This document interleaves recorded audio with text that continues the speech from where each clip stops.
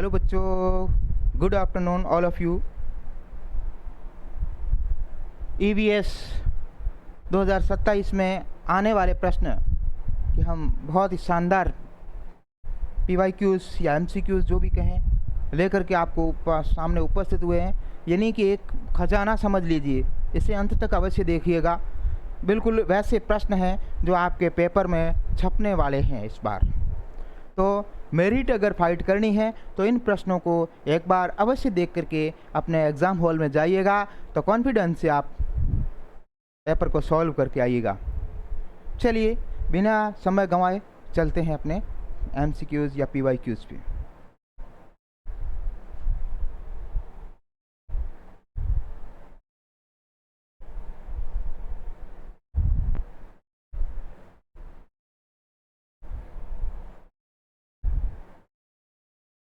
हाँ, पहला प्रश्न ऐसे है कि बासोड़ा क्या है। बासोड़ा क्या है? ताज़ा भोजन है, ठंडा भोजन है, मीठा भोजन है या भुना हुआ भोजन है? बेटा, शीतला सप्तमी क्या है? शीतला सप्तमी के अवसर पर कि एक दिन पूर्व, शीतला सप्तमी के एक दिन पूर्व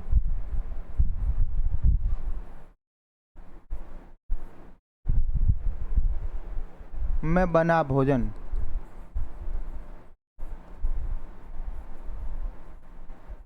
जिसको शीतला सप्तमी के वाले दिन इस्तेमाल किया जाता है, यानी कि वो ठंडा जो भोजन होता है उसे ही बासोड़ा कहते हैं। तो इसका आपका राइट आंसर क्या बैठेगा? ठंडा भोजन। B is the right answer.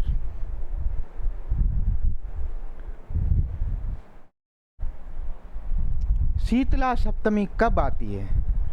अब ये प्रश्न यहाँ बैठ गया कि शीतला सप्तमी कब आती है। ज्येष्ठ कृष्ण सप्तमी, आषाढ़ कृष्ण सप्तमी, भाद्रपद कृष्ण सप्तमी या चैत्र कृष्ण सप्तमी? बिल्कुल आसानी से आपने सिलेबस के अकॉर्डिंग लाए हैं और ऐसे प्रश्न हैं जो बिल्कुल छपने वाले हैं। तो इस चैप्टर को पूरा देखिएगा, इस वीडियोस को पूरा देखिएगा, तो ही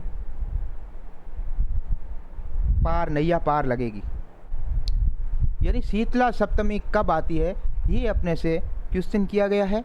तो इसका जो राइट आंसर है वो बच्चे मेरे से पहले आप थोड़ा थिंक टैंक करके बताइएगा कि हम कहाँ तक पहुँच रहे हैं और हमारे कितने सही हो रहे हैं। कमेंट बॉक्स में अपनी राय अवश्य दीजिएगा।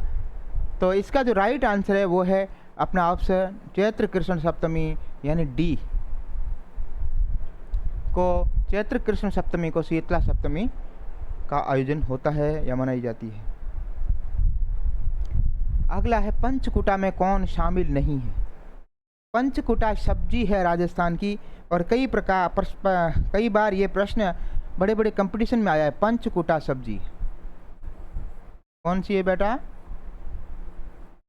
पंचकुटा सब्जी, यानी नाम से ही पंचकुटा, यानी उसमें 5 जो है हाँ तत्व शामिल होते हैं। शामिल 5 कौन कौन से होते हैं? केर,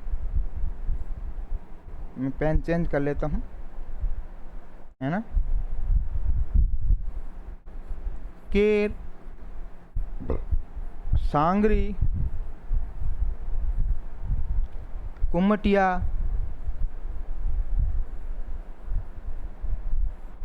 गूंदा और अमचूर।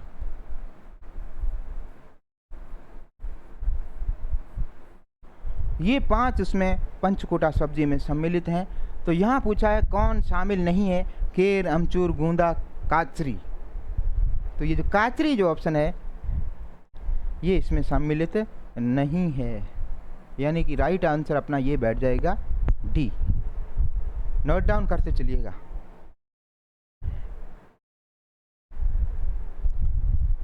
अगला प्रश्न है शीतला सप्तमी के दिन किसके द्वारा नृत्य किया जाता है? शीतला सप्तमी के दिन किसके द्वारा नृत्य किया जाता है? पुरुषों द्वारा, महिलाएं, दोनों या विशेष नृत्य कलाकार?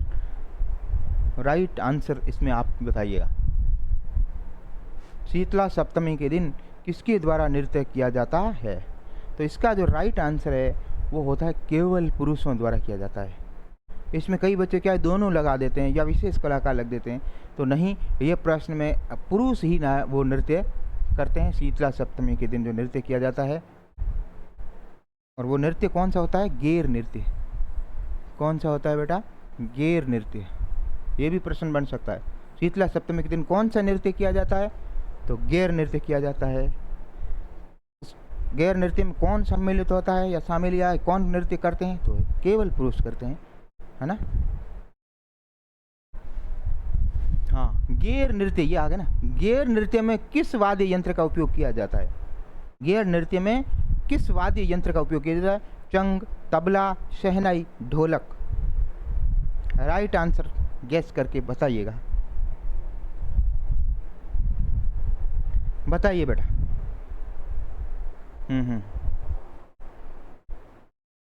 हाँ,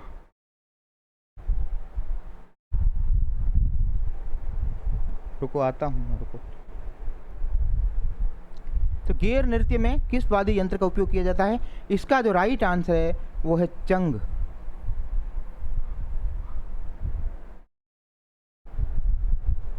चलिए, खरीफ फसल नहीं है। खरीफ यानी कि वर्षालु खरीफ। खरीफ कौन सी होती है बेटा?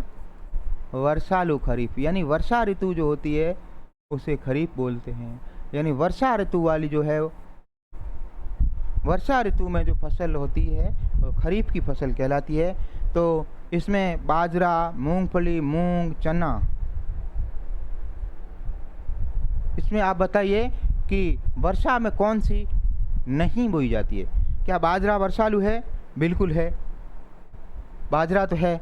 मूंगफली, मूंगफली कब बोई जाती है? क्या वर्षा में बोई जाती है? सर्दी में। सर्दी वाली को रबी बोलते हैं। तो मूंगफली भी बारिश में बोई जाती है। मूंग और चना में से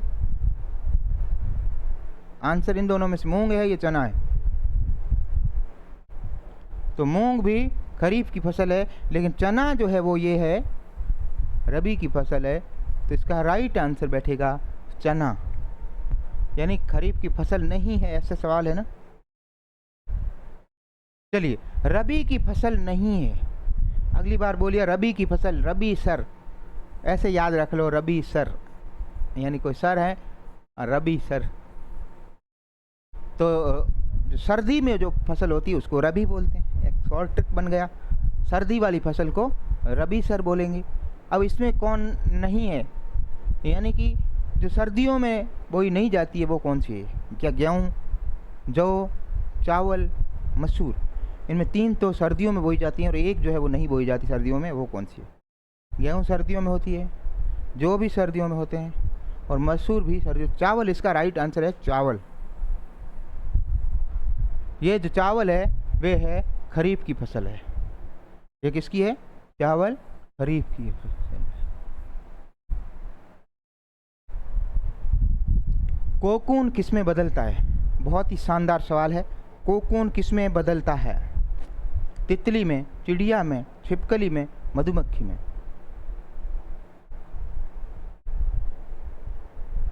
कोकून जो है वो है ना, कैटरपिलर। कोकून यानी कैटरपिलर लार्वा, कैटरपिलर या लार्वा, लार्वा अवस्था में होता है बच्चा, फिर वो कैटरपिलर से होते तितली में बन जाता, तितली में बदलता है बड़ा होकर के, वयस्क होकर के, है ना। चलिए अगले सवाल पे, कुत्ते और भेड़िए जीभ बाहर क्यों निकालते हैं? कुत्ते और भेड़िए जो हैं वो जीभ बाहर निकाल करके अक्सर अपन देखते हैं बैठे रहते हैं। क्यों निकालते हो? सांस लेने हेतु, शरीर ठंडा रखने हेतु, या भूख के कारण, या बीमारी होती है क्या उनको कोई? राइट आंसर बताइएगा इसका। कुत्ते और भेड़िए जीभ बाहर क्यों निकालते हैं? क्योंकि शरीर ठंडा रखने के लिए वो ऐसा करते हैं। Right is the B.